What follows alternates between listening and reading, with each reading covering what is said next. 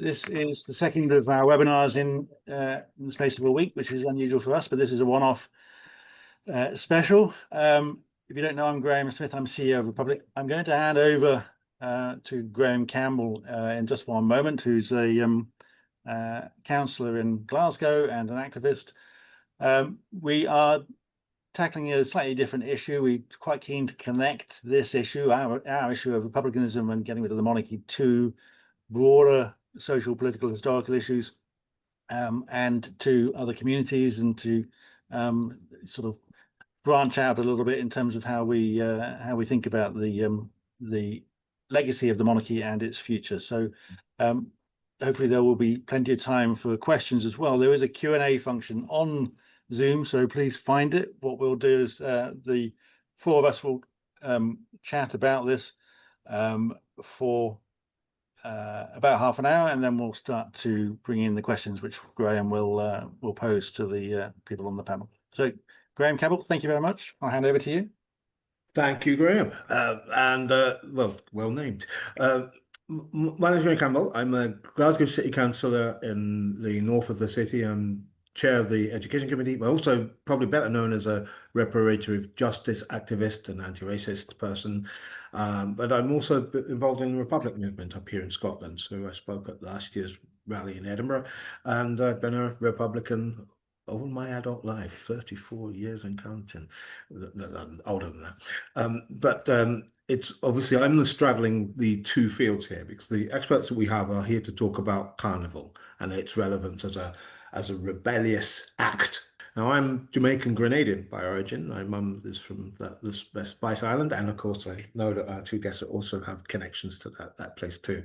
So I'm really encouraged and really interested, to hear about the connection between Carnival as we understand it in the Caribbean and how it's transported itself over here as an expression of enslaved African people's revolt on the streets, of the permitted space that we're allowed to revolt against the monarchy, but it's how that translates into culture and how that translates back into politics and art. You might say, and the questions I would ask too is, how does that relate to the fight for a republic in Britain and the end of the British monarchy? And I often say, and I have said it many times, it's Babylon must fall. Britain is still an empire, and the fact that the empire is mostly gone still hasn't changed the mindset and the origins of the racism that we face today. So it's very relevant, this topic, and I'm really pleased to introduce our two speakers, who are Dr. Emily Zobel Marshall and Dr. Tola Dabiri. And they are both experts in African Caribbean arts and history and culture and in particular, I think they can say a bit more about their expertise in this, as we are only meeting for the first time tonight. And so I'm really keen that our fresh introduction as activists in this field hopefully has some bearing and relevance for you as supporters of the Republic, and spreading the net wider than just the usual suspects on these questions. So without further ado, I think, did we agree who goes first, by the way? No, I think we sort of had a format, but we didn't know if we'd be responding to questions from you, Graham. So right. Well, I think what we will do is let's us talk, as Graham suggests, for half an hour, and then we can bring in questions. And please, if you're watching online, please do, as Graham says, and write your questions, and I will read them out as they come. But I will let you introduce. I will respond, and obviously Graham will respond if we've got any questions. But I'll say, Tola, if you want to go first, and give us what you got. Okay, all right, I will do. But actually, in our rehearsal, Emily went first. So is that right? Right, cut this out, please. In the edit, let Emily go. Okay, well, thank you to Graham's for having us both on, and it's lovely to be here actually with Tola, because Tola and I know each other well. Tola was my PhD student at Leeds Beckett and wrote a phenomenal PhD, which is going to be turned into a book about African retentions in Caribbean Carnival. So I'm a professor of post-colonial literature, and as you said, my specialism is Carnival cultures as well as the trickster figure. I'm of Martinican and British heritage. So my mother grew up in Martinique, and my grandfather was quite a well-known writer called Joseph Zobel, who wrote a book called Black Shack Alley about his life growing up in a poor cane cutters village, and how he managed to escape a life in the cane fields through education and through the sacrifices that his grandmother made. So it's an autobiographical story. So I grew up sort of, you know, seeped in Caribbean culture, but also, you know, I grew up in North Wales to an English father. I spoke Welsh at school, and I had this Caribbean influence at home and with my wider family. So I sort of had a lot of different cultural influences. But I am fascinated by Carnival because I'm interested in the way that Carnival turns the hierarchy on its head. And whether that energy is just, you know, a sort of like a pressure cooker valve where we just have 3 days of rebellion and revolt, but then we go back to the status quo, or if it has much longer term effects, I think is something interesting to look at. Caribbean Carnival really starts with a mixture of African retentions brought over by enslaved people to the Caribbean, fused with Catholic traditions from the Catholic planters. So for example, in Trinidad, many of the French planters came after the French Revolution because they were worried about revolt, and they came to Trinidad and they brought their Catholic traditions with them. So carnival means to put away the meat. So it's a moment of days of drunkenness and debauchery and excess before Lent, before you put away the meat. So and carnival is practiced as well in the Middle Ages in Europe. There's a really interesting Russian theorist called Bakhtin who writes about this. It was when, you know, a fool could mock the king, where all of those hierarchies of society could be brought tumbling down, could be debased, could be mocked. And then those traditions fuse with the African traditions brought over with the enslaved people, traditions of dance, of costume, but also that spirit of warriorhood. So that amalgamation, you know, creates carnival in the Caribbean. I'll pass over to Tola to give the next chapter, if you like. Thank you. So we look at the same thing, but I look at a slightly different area of it. So Emily looks at sort of like the fusion between the African and the European cultures into carnival. What I decided to look at was sort of like that African part, because in a lot of the writings, a lot of the studying about carnival, you look at how the African became European, but you don't necessarily look at what the African retained.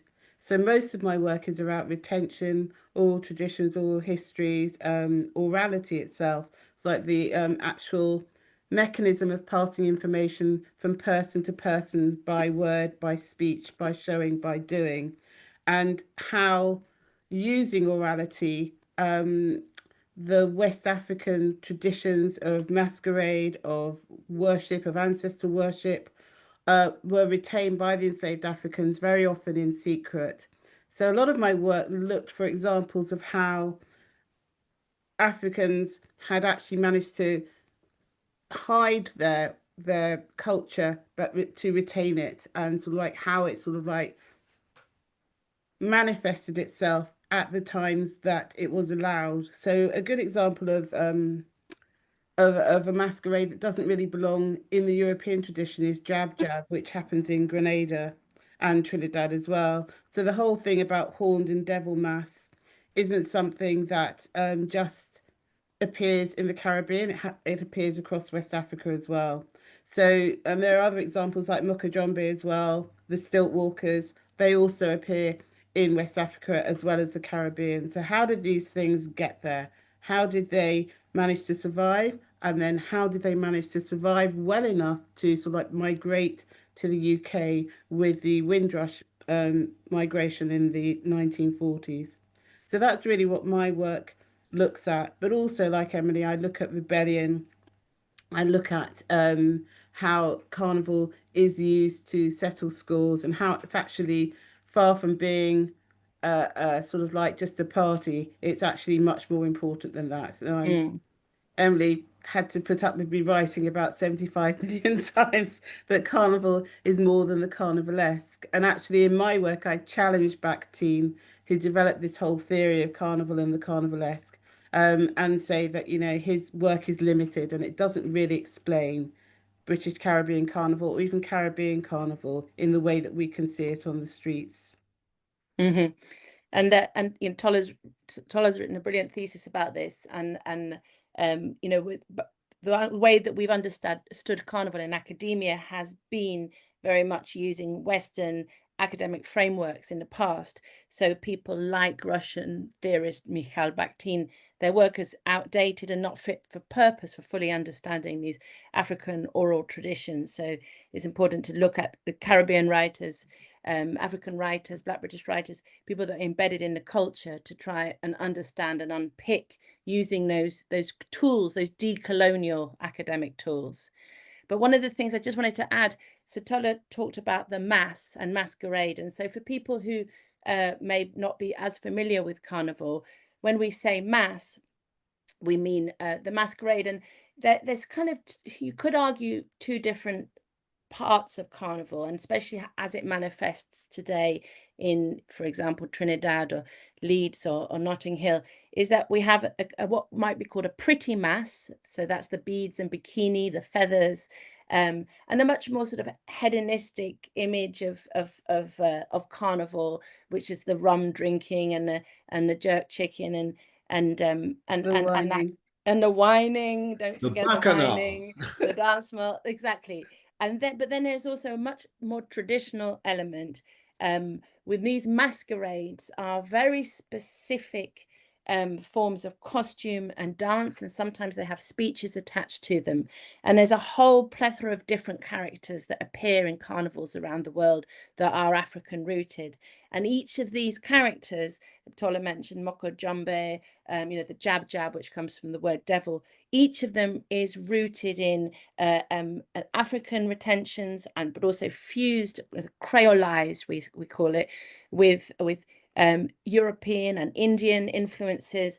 And so, but those particular characters tend to say something, you know, very provocative about colonial oppression, about enslavement, about being a Black woman or a Black man in oppressive conditions. So those traditional masquerades that Tola mentioned are very much, you know, at the heart of that rebellion and revolt that we see at Carnival. And you know, we can go on to describe a few. I think Graham hasn't had a chance to get a word in edgeways, so I'll pass over to Graham. No, don't worry.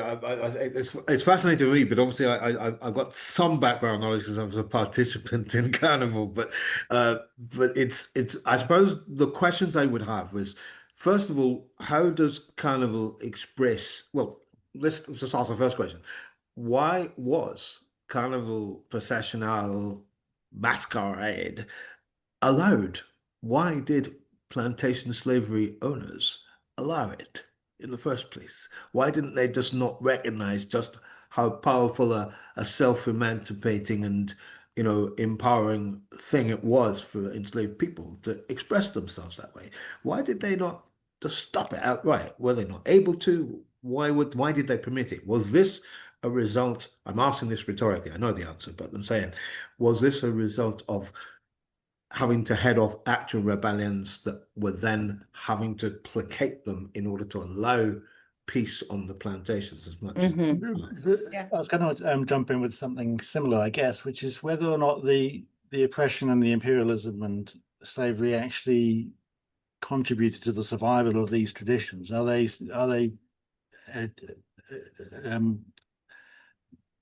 very much connected to that sort of sense of survival in the face of imperialism and, you know, European cultural dominance and so on? Or have they somehow flourished as aspects of acts of rebellion? And I guess, when did that sort of start to come through? Because I think it sort of grew particularly in the 1960s with Leeds and Notting Hill. and whether that was also seen as a kind of a reaction to the attitudes that people were faced with when they arrived here. Shall Okay. we take that in two parts? Yeah, maybe? three, I think. Okay. Yes. So we've got whether carnival is actually a way of sort of, as that kind of pressure valve. Is it born in the conditions of rebellion, and how does that feed into the 1960s Leeds and London Carnival? Do you want to take the first question? Yeah. So the short answer is yes. Carnival and masquerade were ways of for the plantocracy to actually head off actual rebellion. But whether or not, so a lot of my work was actually looking for examples of retained African culture by comparing carnival and masquerading to actual traditions that continue in across West Africa. So I would say that those traditions have in West Africa, without the crucible of enslavement, have survived. However, what you see in the Caribbean and what you see in Caribbean Carnival is something different, because obviously there are people from across a very wide region. There are people who are making do with things that that they would normally have to practice their religions, to practice their rituals, their burial rituals, their birthing rituals, their naming rituals. They're having to make do with what's around. So what you actually see is something very different, because the first person who might remember it might only be alive for 10 years. So then he has to teach whoever's coming after them. And then, so those traditions actually develop very quickly because the survival rates were very low. So in a way, yes, it was born out of enslavement, but it didn't mean that those traditions would have died out in Africa without that. And the whole of the Caribbean, you cannot look at the Caribbean and say it's an African region, because obviously it's been forged out of very different experiences, although it's part of the diaspora. So Emily? Yeah. Yes, I'd say so. In terms of whether that Graham, a Republic, Graham, you were asking about was it why oh no, actually sorry, it was Graham Campbell. You asked about whether it was why was it allowed, why was it permitted? And I think there is that element that it was a way, and the same as the carnival in the Middle Ages, it was a way to turn the hierarchy on its head, but within a limited time frame. So within those particular, so it's that you have that moment of so-called anarchy, but then because people have let off steam, then it's easier then to perhaps impose the status quo once again. But that is complex too, because white planters would actually visit, sometimes undercover, the parties that the enslaved had in their slave quarters. So while the Catholic planters were practicing their debauched carnival traditions and their masked balls and their drunkenry and so on, the enslaved people were having their own carnivals, and they became an attraction for those white planters too, who'd go and visit them, and continued as well, to be a part of the carnival processions, sometimes masked, sometimes undercover. So there was this sort of an excitement and a pull towards those traditions as well, even from the planters. And there was always the threat in carnival that it does break down into outright rebellion and revolt. That's why Notting Hill is policed so heavily. That's why there is a fear of carnival. There's a fear of many black bodies taking over the street. That is what is so rebellious about it, and that's why the authorities have that a genuine fear that it's going to leak out into society and actually turn the hierarchy on its head. And that is part of its incredibly its brilliant rebellious spirit. So I think there's a bit of both happening there, centripetal and centrifugal forces. The second question about about the Leeds, the 1960s Leeds and London carnivals. They were in London. It was very much a response to so-called race riots. It was the carnival was established to try and improve race relations in a Notting Hill area. So there was this, it was to sort of fight back at racists and to bring the community together. And then Arthur France in Leeds, who established the Leeds Carnival in 1967, he said he started the carnival in Leeds because he wanted to show that Black people were capable of organizing themselves. So he wanted to show the people that the Black community, the Caribbean community could organize themselves, could pull a thing like this off. And it was a cure for homesickness for Arthur France. And so that carnival, the Leeds Carnival, the first carnival, there's always an argument about that. Okay. Now we're getting to that now. Don't stop. Oh no! That's like the jollof rice debate in West Africa. Yeah. It is. Okay, It is. so let me ask another small question, because I suppose for those who are not familiar with the carnival format over here, one of the big traditions when you make mass camp is if you make the costumes right and you have the right dance and the right performer, you're trying to elect the carnival king and queen. Why didn't we have a carnival king and queen? Is that a mock ceremonialization of the thing? How does that relate to the European versions of the carnival, in Venice or in Spain or in Rome? And how have African enslaved people just turned that into their own thing and then have the temerity to turn it into their own thing and bring it back to Europe? What's going on? Shall I have a go? Yes. You have a go.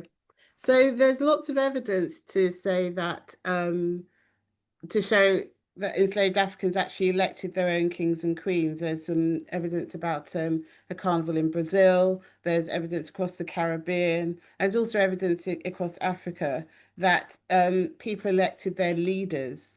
And the kings and queens were actually also leaders. And it's quite interesting in places like Haiti, and in the revolution, some of the leaders were actually kings and queens in the masquerade. So leaders are elected, and carnival kings and queens are chosen, selected by their bands, and they're not king and queen for a year. They're king and queen for life, for as long as they want to do it. So it's a real position of authority and honor, but it also can be traced back to a very long tradition of African people selecting their own leaders. Can I was wondering if I could sort of expand on that a little bit, because we've got a podcast which has been running this year, and we've spoken to some interesting people like Dabiri Addy and Kelechi Okafor, and we've talked a bit about sort of attitudes towards monarchy, and obviously, as you just touched on, there's a history of monarchs and kings and queens in West Africa and so on. What's interesting is that there's quite a complicated relationship with the British monarchy in places like West Africa and the Caribbean, but that seems to be shifting, certainly in the Caribbean. Do you find that is happening, and is that in any way sort of represented in Carnival here, or do you find that the Caribbean diaspora in the UK is also taking a different view of the monarchy that they might have done 40 years ago? I'll take this. I think that there are changes definitely happening. So there is, the really good point Tola makes about kings and queens in and African retentions. There is an element to carnival which is based on rank and file. There is quite a structure to the procession, and before the procession starts, the night and the morning before the procession starts, you have this celebration called Juve, which is jour ouvert. It means the opening of the day, and that is a time where there is no rank and file. There's no king and queen. It's a mass of people getting together on the street to greet the dawn. And I think that for me, that Juve celebration, which is seen as a celebration of rising out of the chains of enslavement to greet a new day. You sort of cover yourself in paint and oil and grease, and you become at one with the mass. And I think that is a kind of true vision of, you know, abolishment of hierarchy. Even within Carnival itself, there is a procession, there is an element of hierarchy, and the king and queen are, you know, are honoured as the, you know, the monarchs of the carnival. And I think that the Caribbean has been, in the British Caribbean has been a place where the monarchy has been respected as well as challenged. So, for example, when I went to Martinique after Princess Diana died, people would stop me in the street knowing that I was English and say, "I'm so sorry for your loss." And I'd say, "What, you know, what do you," and it was because of Princess Di. And a lot of, you know, of the older generation in Jamaica and in Martinique, even as well, the French-speaking Caribbean, you know, would have kind of, you know, paraphernalia which relates to the king and queen. So that there is a, you know, it's not altogether a kind of seen as the kings and queens of are not seen as necessarily emblems of oppression by all. But I think recently, you know, with the Barbadian Prime Minister and the tour that Kate and Will went on, and that was sort of very badly received. This Commonwealth tour was very badly received in the Caribbean. I think there is a movement now towards you know, wanting to see that not to have the king as a figurehead, and also with the increase of the kind of reparations debate, that whole debate is really moving, I think, the Caribbean away from that you know, more kind of imperialist. I mean, that's been our experience, really. Sorry, Graham. Sorry, I've got a question. I've got a question online which relates to this. I want to read it out before we lose him. So apologies. John Price has put up in the chat that Carnival's European roots has always been based on an opportunity to take the mickey out of the establishment. It was practically unknown in Britain until the development of Notting Hill, driven by the Windrush generation. How was it successfully migrated over to the white British population? Well, that's not actually the case. But I think his question is, how is it successfully migrated over to the British? It has migrated to the extent to which it's successfully migrated, I think, can be debated, because putting a carnival on the road, putting bands on the road is an enormous challenge. Every year there are more and more restrictions, and you can understand them as sort of like our perception of our security shifts. So it's there's more security, there are barriers, there's this, there's that. So it's more difficult to actually have a carnival. It's not just the case of getting people together and going on the road with some pans. It's a huge operation, no matter where you want to have a carnival. So a lot of carnivals aren't happening at the moment because of a lack of funding, and the way that Carnival receives funding and the amount of funding that Carnival receives compared to other art forms is also much lower. But I must also go back and say that there are a lot of indigenous British carnivals that have been going for centuries. There's Ottery St Mary, there's Bridgewater, there's lots and lots of really traditional British carnivals that happen. I mean, I'm down here on the south coast. They might not happen at a time when you think a carnival should happen, but they do happen.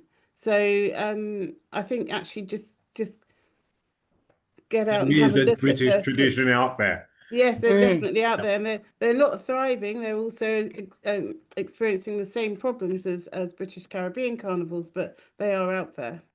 But the just to add to that, to Tola's point, is that, you know, there's so many big festivals and sporting events, and, you know, in our yearly national calendar that are celebrated as you know, the sort of quintessential part of British culture. Well, Carnival, Notting Hill Carnival, Leeds Carnival, all the carnivals at Tola, all the other smaller Caribbean carnivals are also a part of that. And I think that, you know, it's outrageous that they are so underfunded, that they are so heavily policed, most of these carnivals get off the road as a labor of love, you know, Yeah. hours and hours and hours of volunteer time. As soon as one carnival ends, people are planning the next carnival. And often people, you know, working long hours, who are coming back home after a full day's work to sew costumes. It really is a labor of love, and it's not respected properly in our country I as it think it's- should be, because it's you know, it's well, Notting Hill Carnival is world famous. Leeds Carnival is getting there. I think it's noticeable that when Notting Hill Carnival is on, the news headlines so often are led about issues around policing rather than about what it's all about. And you know, we as Republic have attended some big royal events, and obviously we challenge the narrative around things like the coronation and jubilees, where they go on about, you know, 500,000 people, 1 million people. Notting Hill brings in 1 million plus every year, and yet it's still seen as some kind of challenge or threat rather than something to be celebrated. Rather than, you know, you don't get the headlines about how many millions of pounds it's bringing into the economy. You get the headlines about what it's costing the Met Police and so on. And but I do sense that certainly, you know, Black Lives Matter, and then obviously you got the Harry and Meghan issue. There's become a much greater sense of the historical legacy of slavery and colonialism. Just in the last 5 years, I think certainly I've noted that's sort of the period that I've noticed it, and it's impacted on the way that we think about how we talk about the monarchy's legacy, because it seems so intrinsically bound up. I mean, Charles inherited £650 million from his mother when she died, untaxed, and a significant amount of that would have been inherited all the way down the line to when the kings were personally invested in slavery. So he's sitting on that money personally, and there has been debate recently about, in the Caribbean, about switching the focus of reparations from government to royals. I mean, is reparations, I think, Graham, you were saying about this as well, that you've talked about this in campaign. Has that sort of reparations argument and debate become part of this culture in Carnival? Is it sort of seeping through? Is it a big part of it? I think it always has been. I mean, part of Carnival is, of course, the reparation of restoring Caribbean people's Africanness, or at least the recognition of their Africanness, depending on which island you go. I mean, I would argue very strongly that in Carriacou, the small island next to Jamaica, Grenada, that island is an African island. Those people are African people from West Africa, and a very identifiable cultural part of West Africa. They are Africans who happen to be on an offshore island. So that's the way I see it. But obviously not everybody sees it that way. But it's totally connected to this fight for proper independence and a republic. You know, the 60s generation of Windrush people particularly were infused with a anti-colonial politics, which expressed itself regularly in the carnival banners and protests and themes and costume making. But they were also our fight to become an Afro-British indigenous community that was permanently here. Part of the Notting Hill Carnival in 1976 in particular, I remember it very clearly because loads of my cousins were there and fought the police off the streets who were trying to wipe the carnival out, because they were trying to wipe black people off the streets because they didn't want us to be in the street.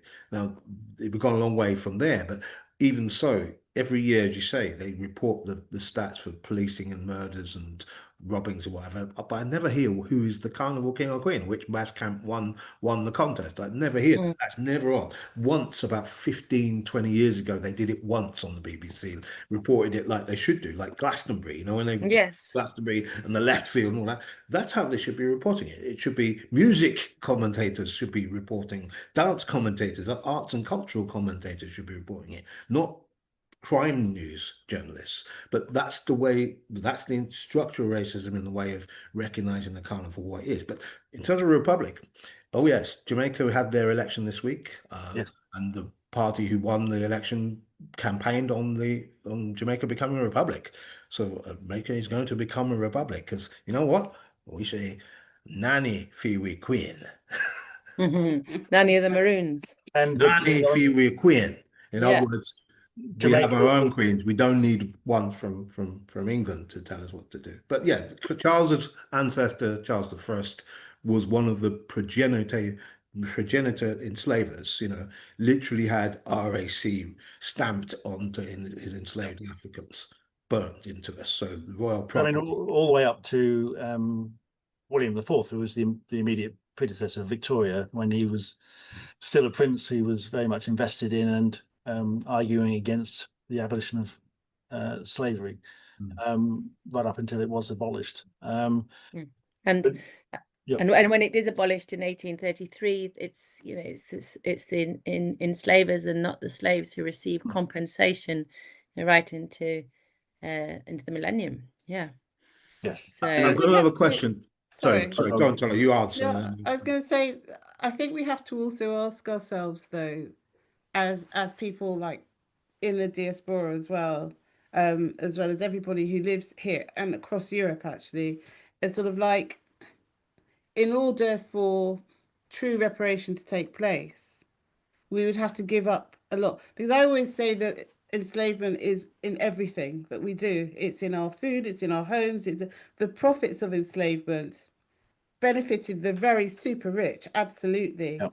But it's also enabled the first world to be the first world. It's actually what fueled the Industrial Revolution. It's what fueled empire. Yeah. So We're talking the Williams theory here, aren't we? Yes. Sorry? We're talking the Williams theory here.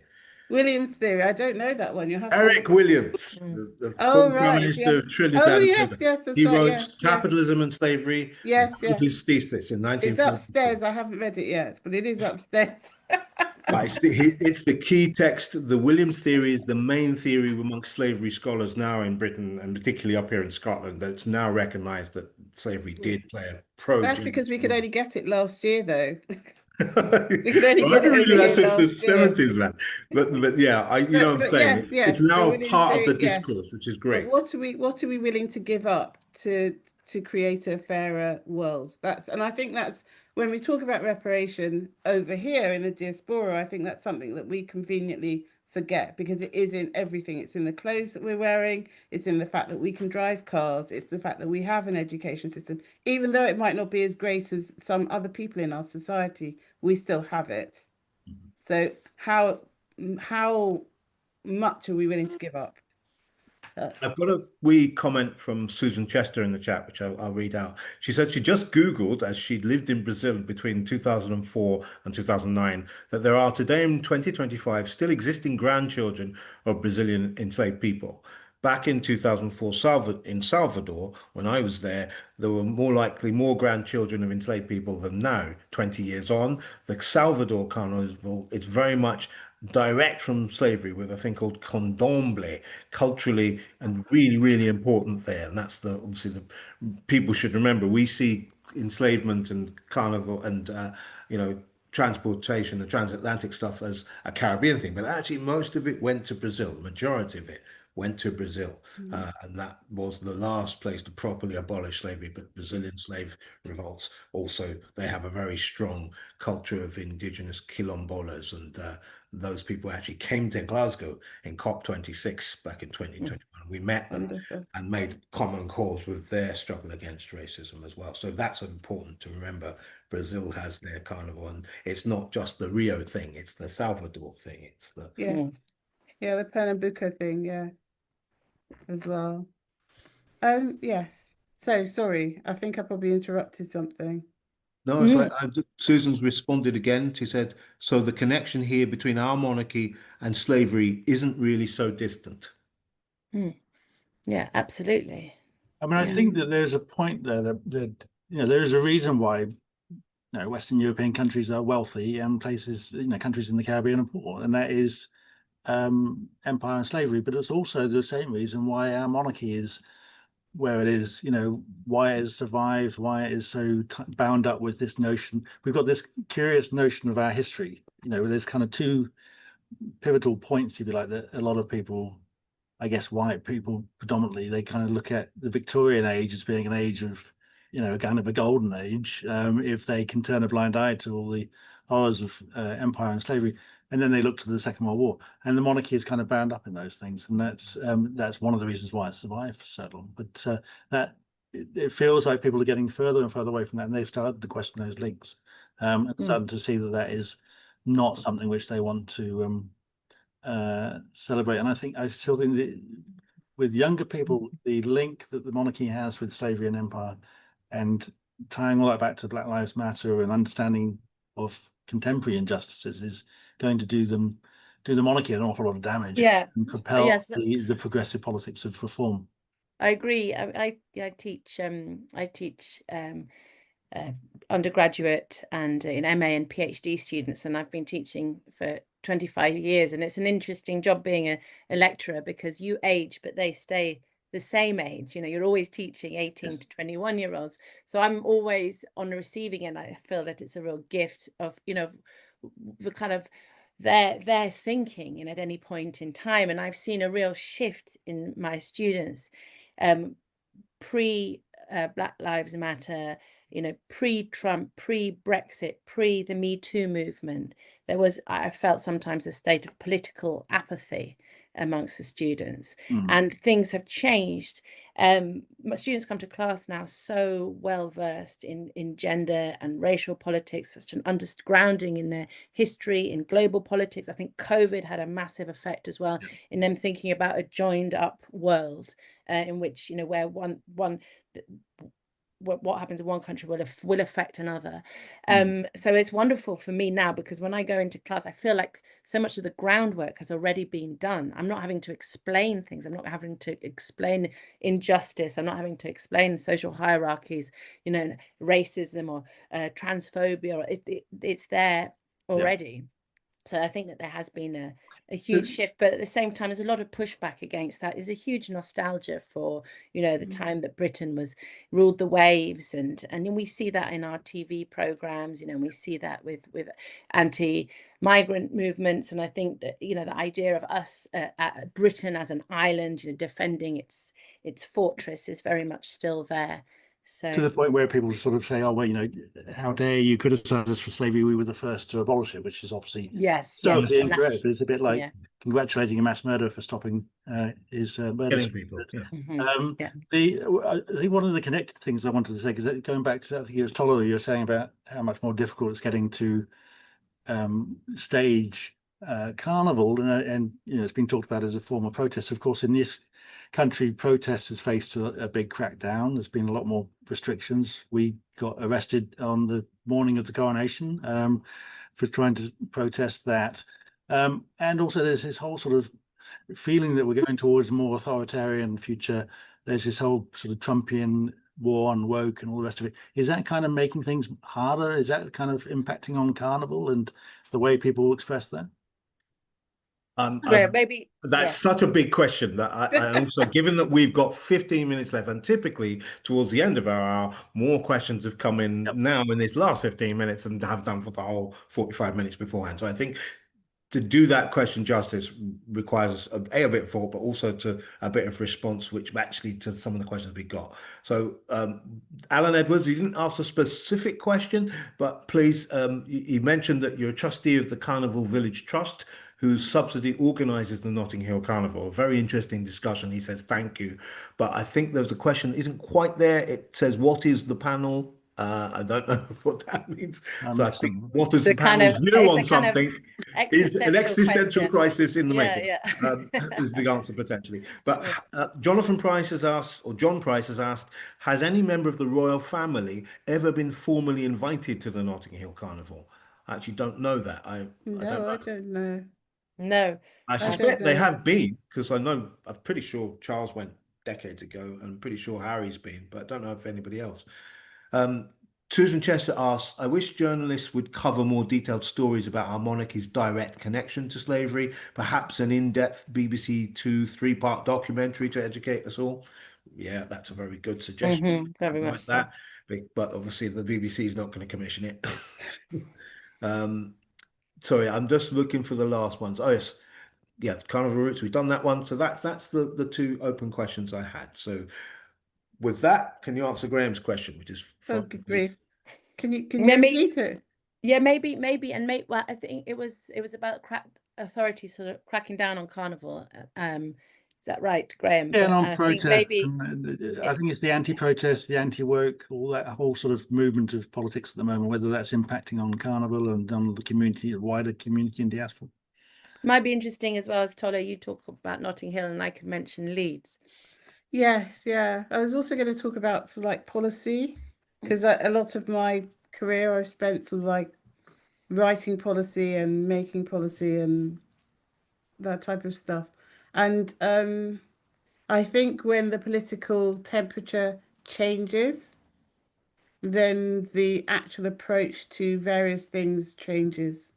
So, for example, 2 years ago, if you could have tied Carnival to health, you would have been able to access a lot more funding because the policy emphasis was on health or before on education. So it's about what's necessarily what the government feels is necessary in terms of funding priorities and how the funding gets distributed. But having said that, I don't think that I'm just such an old cynic now, you see. I don't think that there's any more of a clampdown on Carnival than there already has been, particularly in Notting Hill. I mean, it's a wonderful, joyous celebration, and the reporting that goes on about it isn't about the carnivalists, and it isn't about the carnival. It's about the carnival goers. And I think that the actual people playing mass on the road is completely different to the DJ sets and the bars that set up, and they're all really important parts of Notting Hill Carnival, but those are the bits that attract the crime elements. It's not the people on the road playing mass that actually provoke crime or attract criminals. So I think that the fact that it's all lumped in together is very convenient. It's a very convenient way of looking at how we can stop it. And I don't know about Leeds, Emily, but there are a lot of us who, during the pandemic, when there were no carnivals on the road, were very fearful that this would be a really good example, a really good opportunity, sorry, to actually stop carnivals or restrict them. But it's actually just been gone back to sort of like restricting the funding for it, which has actually done the same job. Yeah. More covertly. So I just think that, when you kettle 2 million people into a couple of square miles, things happen. Yeah. And I think that if the route and the way that Carnival has to operate, it has a massive sort of like impact on the experience of Carnival. Whereas Leeds is much more open affair, and it's much more enjoyable, I think, to be on the road, but also to be a participant, a follower as well. So I'll hand you over to Emily. Yes, and and that the carnival, the reporting of Carnival, the policing of Carnival, these are down to issues of structural racism, and Leeds is by no means exempt from that. But what we do have is something quite unique, which is a very light touch police and a presence. And I've listened in the past to a recording of this police briefing, and it's always been the West Yorkshire Police have always said, keep your presence minimal. So we're not going in to arrest lots of people. We're going to let people do their thing. So you don't really see a heavy police presence on the evening of Carnival. On the Monday evening, the whole of Chapeltown Road, which is the main Caribbean area, is lined with sound systems. There are thousands of people on the streets and not a police inside. And now it's very low crime, very, very few violent incidents. And it's a very, very peaceful carnival. And none of the carnivals I've been to around the world have ever had that kind of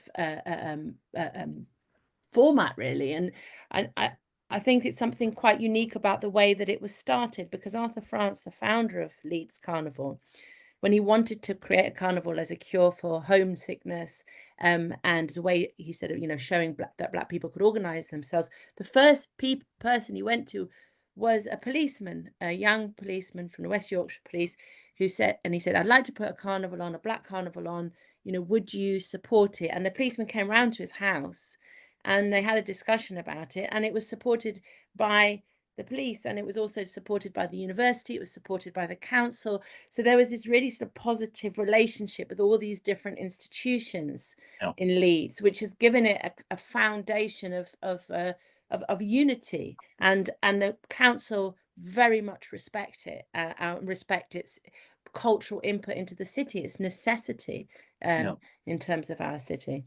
I'm aware that we've got 10 minutes left, right? Yeah. So therefore, I'm going to prioritize asking the two questions that have come up. I can see that people have indicated they've raised their hands, but I can't see you, and obviously I can't permit you to speak in this. So you have to write your question. So if you could do it while these two questions are being answered, I appreciate it. I think that John Jones rose your hand. So please write your question in the open Q&A bit along the bottom line here. If you go to the right, it's Q&A with a speech mark box. So please write your question, and I promise you I'll get it asked if you can put it in writing. So these two questions are from John Cornwell and Raj Luthra. So John Cornwell says, great presentation and discussion. More of this is needed, please. Yes. How do you see the future of Carnival in Britain, given some of the challenges you've outlined? So how do you see the future? The second question is related. That's from Raj Luthra. He says, open question to the guests. With the worrying rise of far-right politics and fascism, what do you think are the best methods to show there is a better way? So I will come to you in unusual sequence. I'll start with you, Graham. Yeah, I mean, I think that I mean, one of my concerns with these big events, and I think this is telling from what was just said about the difference between Leeds and Notting Hill, is that the Met Police are a big part of the issue here. They've been accused of being institutionally racist, but they also have a problem with their relationship with, I think, the government. It's highly centralised and seems to be under some direction and influence from them. So I think that is part of the issue. So yeah, I won't get into the future of the carnival. That's not my area, but I think that there is this issue that Raj has talked about the rise of the far right and fascism, and this is what we are trying to get into in Republic, is trying to place ourselves as part of the antidote and the challenge to that, to say that actually we can pivot the other way as a country and to become more progressive, more democratic, but we need to have the institutional tools, we need to have the constitution in place that allows everybody to exercise more power as citizens rather than being marginalized and pushed to the sides. And I think that's going to be really, really important, particularly if we are faced with serious political challenges of having a far right or authoritarian government with so few checks and balances, and trying to connect this to so many other issues in other communities. And to show how important that is, I think, is a huge part of what we're trying to do. So, and the more resistance and the more protest. I'm a relative newcomer to protests, even though I'm sort of all over the world's headlines 3 years ago for being arrested for protesting. But I have to say it's been a hugely positive experience.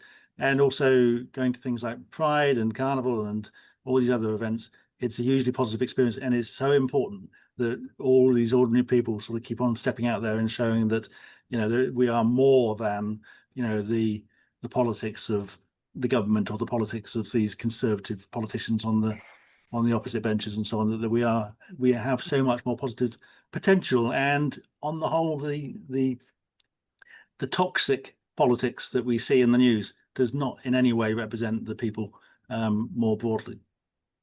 I think I want to read Susan Chester's last comment here, which I think is relevant to what you just said. She says the royals are not ready to face this legacy. Elizabeth was only dead 3 years, and she and her generation of royals were not ready to face their racist history. William and Kate, I don't think are either. And that's the point. I don't think it's very clear from their attitudes of things.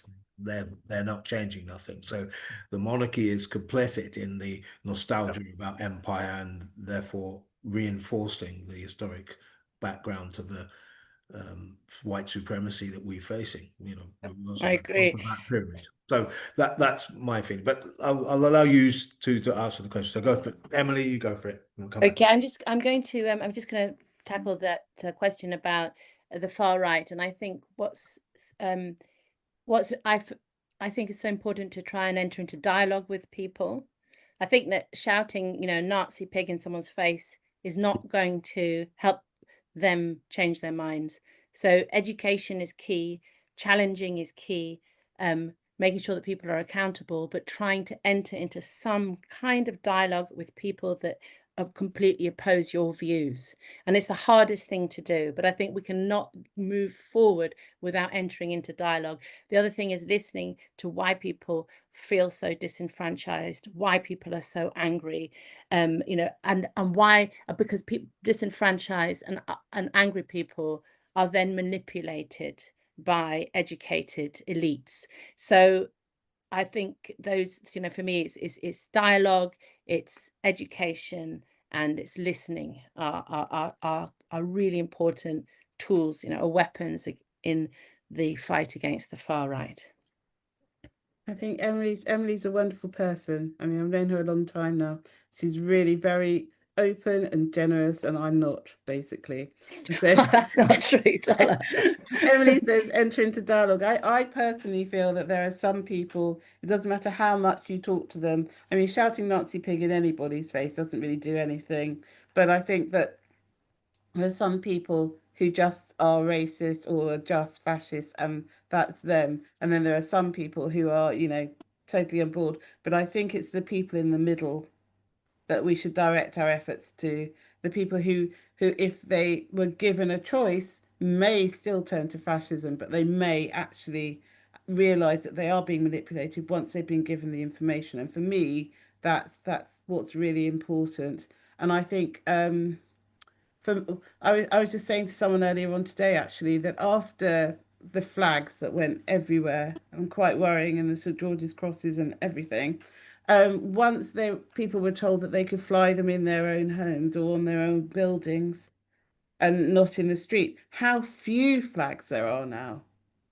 And in fact, I haven't seen any more of those flags flying since that then than I did before. So it's quite interesting to see, you know, we all felt like, oh, this is terrible. There are so many people that hate us, so many people who want us out. But actually, is that true? Because not everybody has sort of like gone home and put up a St George's flag. So, and in fact, there's one very dodgy pub that around here that's actually taken one down, which I didn't know was more worrying. It's actually more worrying than seeing them flying it. But so for me, I think that it's the people in the middle. Education, I agree. But I also think addressing those reasons that, you know, that make people feel so disenfranchised, as you said, Emily, there's sort of like the whole redistribution of wealth, better services, all of those things that, you know, that have been sort of like lost to people over the past 15 years since the coalition and then the Conservative government, and that people were expecting the Labour government to address, and they just haven't. So I think that addressing the reasons for the discontent and then educating those people who are receptive to it, and then maybe not wasting my energy talking to people who will never change their minds. Thank you, Tola, and Emily, for those very, very prescient words. And I can finally take the last question, which is the title of Dr. Eric Williams's book, which is Capitalism and Slavery. Upstairs. And the subtitle is, I believe, the origins of the Industrial Revolution in England, I think it was, but he should have said Britain, because he does mention Glasgow in there. We can try and remember to put a link or put the information in the description on the YouTube channel. But I might, just because we're coming up to the hour, Graham, I might just take this opportunity to thank you for coming in and sharing the discussion so well and adding your voice to the discussion. And also, obviously, a huge thank you to Emily and Tola for coming on. It's been really, really fascinating. And I hope I guess, closing thought on the last comments is that I do think most people have a sort of live and let live attitude, but we have all been let down by an awful lot of people over the last couple of decades. And I think there's that sense of marginalization that leads people to turn to more difficult political answers. And yeah, I think that if we can put out that positive message and that positive alternative, I think we can turn things around. Well, I think more carnival is the answer. More music, Yes, definitely more dance. carnival. You can't argue with music and dance. Yeah. It's just there's no point trying to. It makes you feel good to be alive. I think that's the lesson of the evening. It's more carnival. Yeah, exactly. You know, fight and play. All right. Well, thank you so much. It's been fascinating. It's been a big departure for us. But to everybody else watching, obviously this has been put on by Republic. You can find out more about us at republic.org.uk. And you can find all of our videos on our YouTube channel, links on the website. And again, thank you everyone for taking part. Graham, Emily, Tola, and everybody who's been watching. Thank you. Good night. Thank you, Graham and Graham. Thank you, Yes, Tola. thank you, Graham and Graham. No, with the medias as you. well. I'm coming to Leeds. I'm coming. Yeah, yes, you got to come. Definitely, Oldest definitely. Carnival. All right. Bye.